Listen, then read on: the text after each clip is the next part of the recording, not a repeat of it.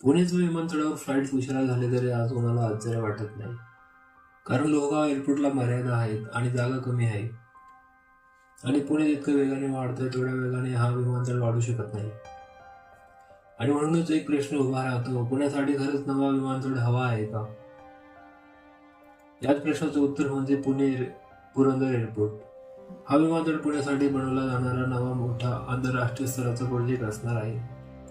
हा फक्त आजसाठी नाही तर पुढच्या 30-40 वर्षासाठी डोळ्यासमोर ठेवून केलेला प्लॅन आहे.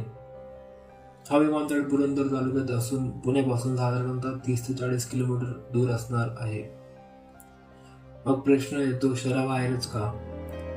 कारण मोठा विमानतळ शहरात बसतच नाही.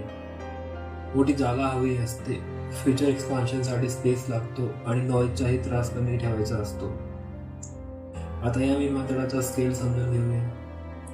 सुमारे 2800 हेक्टर इतकी प्रचंड जमीन, 2 लांब धावपट्ट्या, एकाच वेळी 100 पेक्षा जास्त विमाने पार्क करता येतील आणि वर्षाला 7 कोटींपेक्षा जास्त प्रवासी हँडल करण्याची क्षमता असेल. म्हणजे हा एअरपोर्ट फक्त पुण्यासाठी नाही तर तो संपूर्ण पश्चिम भारतासाठी महत्त्वाचा ठरू शकतो. पण हा फक्त फ्लाईटचा विषय नाही. पुरंदर एअरपोर्ट म्हणजे कार्गो हब, विमान दुरुस्ती केंद्र, ट्रेनिंग इन्स्टिट्यूट आणि बाजूबाजूला पूर्ण ॲव्हिएशन इकोसिस्टम असणार आहे. थोडक्यात सांगायचं तर हा एअरपोर्ट म्हणजे एक पूर्ण ॲव्हिएशन सिटी असणार आहे. पण आता खरी गोष्ट सांगूया, हा प्रोजेक्ट कागदावर जितका मोठा आहे तेवढाच तो जमिनीवर कठीण आहे.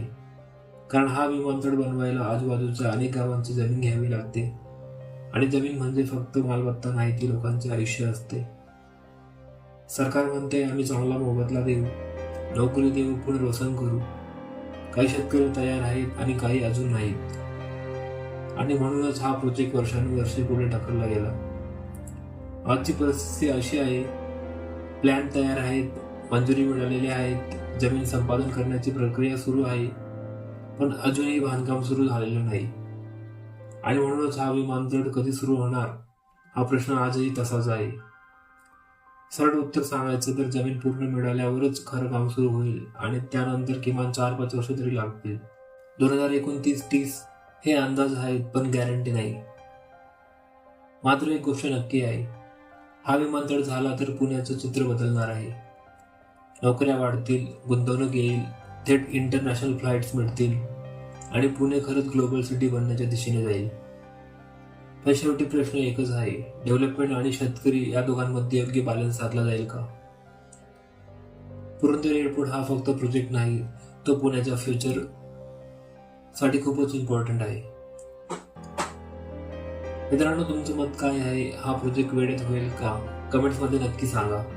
धन्यवाद. जय महाराष्ट्र.